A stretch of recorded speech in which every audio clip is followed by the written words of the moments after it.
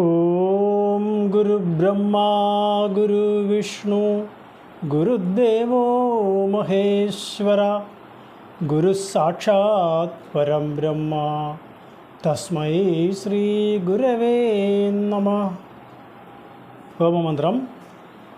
ഓം അഗ്നേ തവയത്തേജസ്തദ്ബ്രാഹ്മം അതസ്ത്വം പ്രത്യക്ഷം ബ്രഹ്മാസി ത്വദീയ ഇന്ദ്രിയാണി മനോബുദ്ധിരിതി സപ്തജിഹ്വാഃ ത്വയി വിഷയാ ഇതി സമിധോ ജുഹോമി അഹമിത്യാജ്യം ജുഹോമി ത്വം ന പ്രസീദ പ്രസീദ ശ്രേയശ്ച പ്രേയശ്ച പ്രയശ്ച സ്വാഹ. ഓം ശാന്തി ശാന്തി ശാന്തി. ഗുരുഷക്കം. ഓം ബ്രഹ്മണേ മൂർത്തിമതേ ശ്രിതാനാം ശുദ്ധിഹേതവേ നാരായണയതീന്ദ്രായ തസ്മൈ ശ്രീ ഗുരവേ നമഃ. നമോ ഭഗവതേ നിത്യശുദ്ധമുക്തമഹാത്മനേ നാരായണയതീന്ദ്രായ തസ്മൈ ശ്രീ ഗുരവേ നമഃ. മഹനീയ ചരിത്രായ മമതാരഹിതാത്മനേ നാരായണയതീന്ദ്രായ തസ്മൈ ശ്രീ ഗുരവേ നമഃ. ശിശിരീകുർവദേ ശാന്ത്यै കടാക്ഷൈ ശിഷ്യസഞ്ചയാൻ ബ്രഹ്മവിദ്യാ കോവിദായ തസ്മൈ ശ്രീ ഗുരവേ നമഃ. വാദിനാം വാദിനേ വാചം യമാനാം മൗനഭാജിനേ സർവലോകാനുരൂപായ തസ്മൈ ശ്രീ ഗുരവേ നമഃ. യസ്യ ന കൽപ്പതേ സിദ്ധ്യൈ പാദാംബുജരജോലവാ നാരായണയതീന്ദ്രായ തസ്മൈ ശ്രീ ഗുരവേ നമഃ.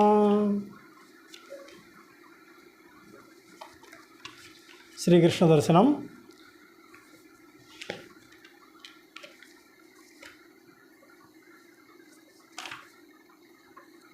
ഭൂയോ വൃത്തിനിവൃത്തിയായി ഭുവനവും സത്തിൽ തിരോഭൂതമായി പീയൂഷധ്വനിലീനമായി ചുഴലവും ശോഭിച്ചു ദീപപ്രഭ മായാമൂടുപടം തുറന്നു മണിരംഗത്തിൽ പ്രകാശിക്കുമക്കായാവിൻമലർമേനി കൗസ്തുഭമണിഗ്രീവൻ്റെ ദിവ്യോത്സവം. ഓം ശ്രീനാരായണ പരമഗുരവേ നമഃ. എല്ലാവർക്കും നമസ്കാരം. ഇന്ന് ആത്മോപദേശ ശതകത്തിലെ 25-ാമത്തെ ശ്ലോകം നോക്കാം. ഒരുവനു നല്ലതും അന്യനല്ലലും ചേർപ്പൊരു തൊഴിലാത്മവിരോധിയോർത്തിടേണം പരനു പരം പരിതാപമേകിടുന്നോരെരി നരകാബ്ദിയിൽ വീണെരിഞ്ഞിടുന്നു. ഒരുവന് നല്ലതും അന്യനെ അല്ലലും ചേർപ്പൊരു തൊഴിൽ ആത്മവിരോധി ഓർത്തിടേണം. പരന് പരം പരിതാപം ഏകിടുന്ന ഒരു എരി നരകാബ്ദിയിൽ വീണ് എരിഞ്ഞിടുന്നു. ഒരുവന് നല്ലതും അന്യൻ അല്ലലും ചേർപ്പൊരു തൊഴിൽ. നമ്മൾ അനുഷ്ഠിക്കുന്ന കർമ്മങ്ങൾ എല്ലായ്പ്പോഴും നമുക്ക് സുഖമുണ്ടാക്കുന്നതിനും ദുഃഖം അകറ്റുന്നതിനും വേണ്ടിയാണ്. പക്ഷേ അത് മറ്റുള്ളവരെ സംബന്ധിച്ചിടത്തോളം അവർക്ക് സുഖം ഉണ്ടായിക്കൊള്ളണം എന്നില്ല, ദുഃഖവും ഉണ്ടാവാം. ഏതൊരു വ്യക്തിയാണോ തൻ്റെ സുഖത്തിന് വേണ്ടി അനുഷ്ഠിക്കുന്ന കർമ്മങ്ങൾ മറ്റുള്ളവർക്ക് ദുഃഖം ഉണ്ടാക്കുന്നതാണ് എങ്കിൽ അത് ആത്മവിരോധി ഓർത്തിടേണം. നമ്മുടെ എല്ലാ ജീവജാലങ്ങളുടെയും ഉള്ളിലിരിക്കുന്ന ജീവാത്മാവിൻ്റെ ആകത്തുകയായ പരമാത്മാവ് ആകുന്ന ആ ഈശ്വര സങ്കല്പത്തിന് വിരോധമായിരിക്കും അപ്രകാരമുള്ള കർമ്മങ്ങൾ, അല്ലെങ്കിൽ ഈശ്വര കോപത്തിന് കാരണമായി ഭവിക്കും ആ കർമ്മം എന്ന് നമുക്ക് നമ്മുടെ ഭാഷയിൽ പറയാം. നമ്മുടെ ഉള്ളിലിരിക്കുന്ന ജീവാത്മാവും മറ്റുള്ള ശരീരങ്ങളിലിരിക്കുന്ന ജീവാത്മാവും ഒരേ പരമാത്മാവിൻ്റെ തന്നെ അംശമാകുമ്പോൾ നമ്മൾ അനുഷ്ഠിക്കുന്ന കർമ്മങ്ങൾ നമുക്ക് സുഖവും മറ്റുള്ള ശരീരത്തിലിരിക്കുന്ന ജീവാത്മാവിന് ദുഃഖവും ഉണ്ടാക്കുന്നുവെങ്കിൽ അത് പരമാത്മാവിനും ദുഃഖമുണ്ടാക്കുന്നത് തന്നെയാണ്. അവിടെയാണ് ഈശ്വരനും അത് ഇഷ്ടമാവില്ല എന്ന് പറയുന്നത്. തന്നെയുമല്ല, നമ്മൾ അനുഷ്ഠിക്കുന്ന എല്ലാ കർമ്മങ്ങൾക്കും കൃത്യമായ കർമ്മഫലം ഉണ്ട്. നല്ലതായാലും ചീത്തയായാലും അതിനെല്ലാം കൃത്യമായ കർമ്മഫലം നമ്മളിലേക്ക് കൃത്യമായിട്ട് എത്തിച്ചേരും എന്നാണ് പറയുന്നത്. അത് പലരുടെയും കർമ്മങ്ങളിലൂടെ അല്ലെങ്കിൽ പലരുടെയും അനുഭവ സാക്ഷ്യത്തിലൂടെയും നമുക്ക് വളരെ എളുപ്പം മനസ്സിലാക്കിയെടുക്കാവുന്ന കാര്യം കൂടിയാണ്.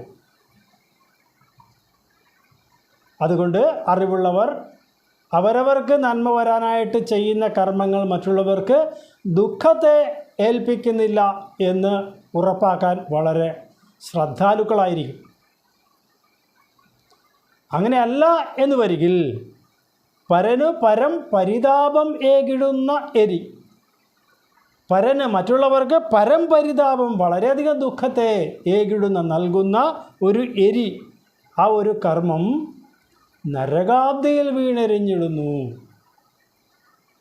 ആ കർമ്മം അനുഷ്ഠിക്കുന്ന ആള്, കർത്താവ്, അയാൾ അതിനേക്കാൾ ഘോരമായ ദുഃഖം അനുഭവിക്കാൻ ഇടയാകും. എല്ലാ കർമ്മങ്ങൾക്കും കർമ്മഫലം ആയിട്ട് കണക്കാക്കി നോക്കുമ്പോൾ 10 മടങ്ങുണ്ടാകും എന്നാണ് സങ്കല്പിക്കപ്പെടുന്നത്.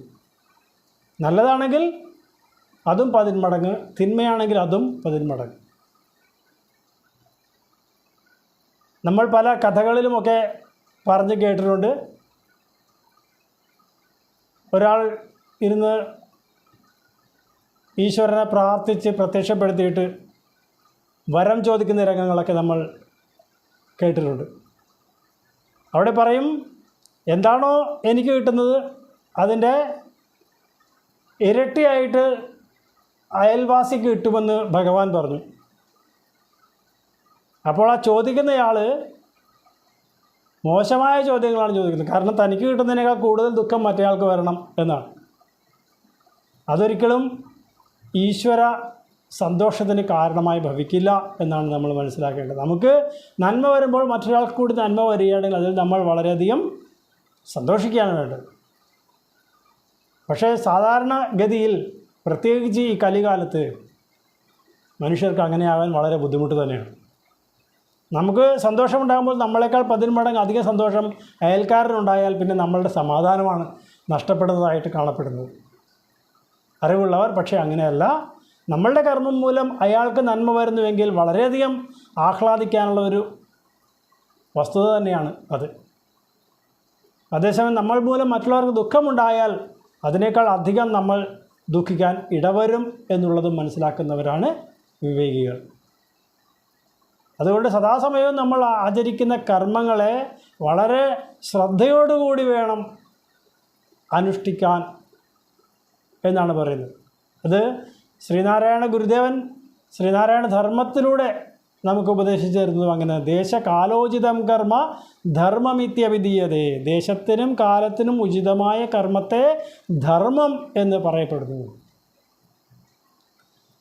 ദേശവും കാലവും അനുസരിച്ചാണ് കർമ്മം അനുഷ്ഠിക്കേണ്ടത്. അല്ലെങ്കിൽ ഒരു ദേശത്ത് ചെയ്യുന്ന ഒരു കർമ്മം മറ്റൊരു ദേശത്ത് അധർമ്മമായി പോകും.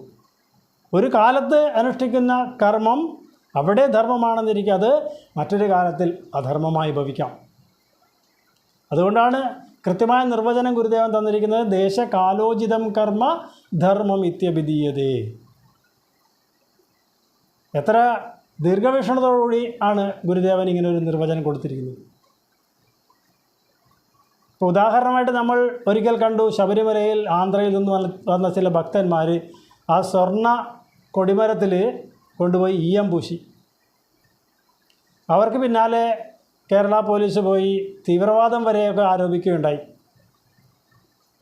പക്ഷേ അവരുടെ നാട്ടിൽ ഇപ്രകാരം ഒരു കൊടിമരത്തിൽ ഈയം പൂശുക എന്ന് പറഞ്ഞാൽ വളരെ ഭക്തി നിർഭരമായ ചടങ്ങാണ്.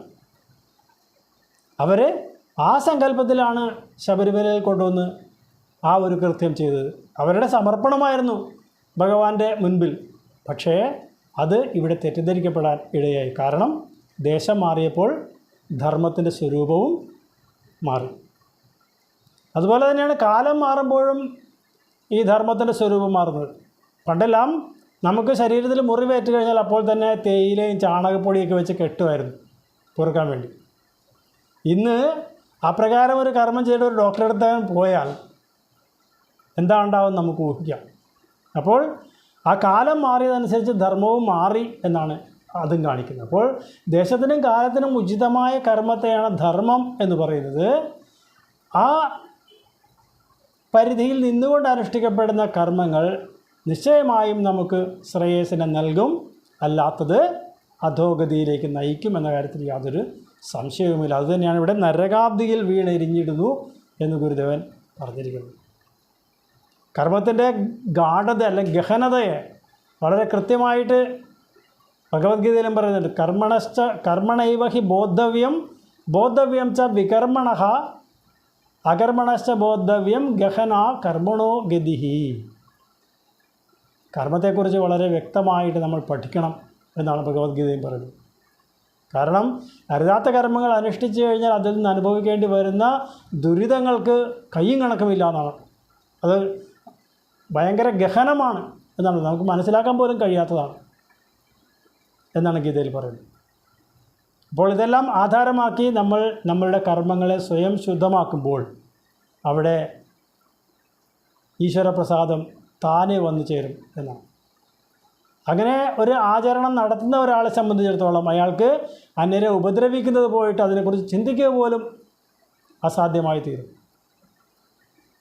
ഏതൊരാളും മറ്റൊരാളെ ഉപദ്രവിക്കുന്നത് കേവലം ഒരു നിമിഷത്തെ ചിന്ത കൊണ്ടല്ല, പല കാലങ്ങളായിട്ട് പല അനുഭവങ്ങളായിട്ട് ഒരാളോട് ശത്രുത തോന്നുമ്പോഴാണ് അയാളെ ഉപദ്രവിക്കാനായിട്ട് ഒരാൾ തയ്യാറാകുന്നത്. അതേസമയം ആ ഒരു ശത്രുതാ മനോഭാവത്തെ മുളയിലേ നുള്ളാൻ കഴിയുന്ന ഒരു വിവേകിക്ക് ആ കുകർമ്മത്തിലേക്ക് എത്തുവാൻ കഴിയുകയില്ല. മഹാഭാരതത്തിൽ ധർമ്മപുത്രർക്ക് അജാതശത്രു എന്നൊരു പേര് കൂടിയുണ്ട്. എങ്ങനെയാണ് ഈ പേരുണ്ടായത്? അദ്ദേഹത്തിന് ശത്രുക്കൾ ഇല്ലാതിരുന്നില്ല. ശത്രുക്കൾ ഇല്ലായിരുന്നുവെങ്കിൽ ഒരിക്കലും മഹാഭാരത യുദ്ധം തന്നെ ഉണ്ടാകുമായിരുന്നില്ല. പക്ഷേ ആ ധർമ്മപുത്രരെ ഒരാളെയും ശത്രുവായി കണ്ടിരുന്നില്ല. അയാളെ സംബന്ധിച്ചിടത്തോളം എല്ലാവരും മിത്രങ്ങൾ തന്നെയായിരുന്നു. അവിടെയാണ് ദുര്യോധനനെ സംബന്ധിച്ചിടത്തോളം തിരിച്ചുമായിരുന്നു. അതുകൊണ്ടാണ് ആ യുദ്ധത്തിലേക്ക് എത്തേണ്ടതായ സാഹചര്യം വന്നത്. പക്ഷേ ഏതവസരത്തിലും ധർമ്മത്തെ സംരക്ഷിക്കേണ്ടത് ഒരു ഉത്തമ പൗരൻ്റെ ബാധ്യതയായതുകൊണ്ട് അവിടെ മഹാഭാരത യുദ്ധം ഉണ്ടായി. അവിടെ ഭഗവാന്റെ സാന്നിധ്യം എവിടെ ധർമ്മമുണ്ടോ അവരോടൊപ്പം ഉണ്ടായി എന്നാണ് പറയുന്നത്. യുദ്ധത്തെക്കുറിച്ചുള്ള വിചിന്തനം നടക്കുന്ന സമയത്ത് ഭഗവാൻ പറയുന്നുണ്ട്, നിങ്ങളുടെ കയ്യിലുള്ളത് 7 അക്ഷൗഹിണിപ്പടയാണ്. എതിരാളികൾക്ക് കൗരവപക്ഷത്ത് 11 അക്ഷൗഹിണിപ്പടയുണ്ട്. നിങ്ങൾക്ക് ജയിക്കാൻ സാധിക്കുമോ എന്നതിനെക്കുറിച്ച് സംശയമാണ് എല്ലാവരുടെയും ചിന്തയിലുണ്ടായപ്പോൾ ഭഗവാൻ അവരോട് പറയുന്നുണ്ട്, നിങ്ങളുടെ കൂടെ ശക്തനായ മറ്റൊരാൾ കൂടിയുണ്ട്. അപ്പോൾ അവരോർത്ത് ഭഗവാൻ ഉണ്ടെന്നാണ് പറയാൻ പോയത്. പക്ഷേ ഭഗവാൻ പറഞ്ഞു, ഞാനല്ല, നിങ്ങളുടെ കൂടെ ധർമ്മമുണ്ട്, അതുകൊണ്ട് നിങ്ങളുടെ വിജയം അനിവാര്യമാണ്. എന്തിനേറെ മഹാഭാരത യുദ്ധം തുടങ്ങുമ്പോൾ ദുര്യോധനൻ സ്വന്തം അമ്മയുടെ അനുഗ്രഹം തേടാനായിട്ട് കാൽക്കൽ വീഴുന്നുണ്ട്. ആ അമ്മ പോലും നൽകുന്ന അനുഗ്രഹം യഥോ ധർമ്മ തഥോ ജയ. എവിടെ ധർമ്മമുണ്ടോ അവിടെ ജയമുണ്ടാവും. അമ്മയ്ക്കറിയാം തൻ്റെ മകൻ്റെ പക്ഷത്ത് ധർമ്മമേയില്ല. അപ്പോൾ വിജയീഭവ എന്നുള്ള ഒരു ആശംസ കൊടുക്കുന്നതിന് പകരം ആ ധർമ്മത്തിൻ്റെ ഔന്നത്യത്തെ ചൂണ്ടിക്കാണിക്കുകയാണ് ആ അമ്മ പോലും ചെയ്തത്. അതിൻ്റെ പരിണിത ഫലം എന്തായിരിക്കും എന്നും ആ അമ്മയ്ക്കറിയാം. കാരണം അധർമ്മ മാർഗത്തിലൂടെ നടക്കുന്നവർക്ക് ആയുസ് കുറവ് തന്നെയാണ്, അവരില്ലായ്മ ചെയ്യപ്പെടേണ്ടവർ തന്നെയാണ് എന്നുള്ള ബോധ്യത്തോടു കൂടിയായിരിക്കാം ആ അമ്മ മകന് ഇപ്രകാരം ഒരു അനുഗ്രഹം നൽകിയത്. അതുകൊണ്ട് കർമ്മങ്ങൾ വളരെ ശ്രദ്ധിച്ച് അനുഷ്ഠിക്കേണ്ട ഒന്നാണ് എന്ന് നമുക്ക് എല്ലാ ഗുരുക്കന്മാരും ഉപദേശിക്കുന്നതിനെ വ്യക്തമായി മനസ്സിലാക്കിക്കൊണ്ട് കർമ്മങ്ങൾ ആചരിക്കുവാൻ ശ്രമിക്കുന്നവനാണ് ഉത്തമൻ. അവർക്ക് കാലാന്തരത്തിൽ മനസ്സ് ശുദ്ധമായി ഈശ്വരബോധപ്രാപ്തിക്ക് യോഗ്യത വന്നു ചേരും. അല്ലാത്തവർക്ക് വീണ്ടും അധോഗതി തന്നെയാണ് ഉണ്ടാവുക എന്ന് മനസ്സിലാക്കിക്കൊണ്ട് ഒരിക്കൽ കൂടി ഈ ശ്ലോകം ജപിക്കാം. ഒരുവനു നല്ലതു മന്യനല്ലലും ചേർപ്പൊരു തൊഴിലാത്മവിരോധിയോർത്തിടേണം. പരനു പരം പരിതാപമേകിടുന്നോരെരി നരകാബ്ദിയിൽ വീണെരിഞ്ഞിടുന്നു.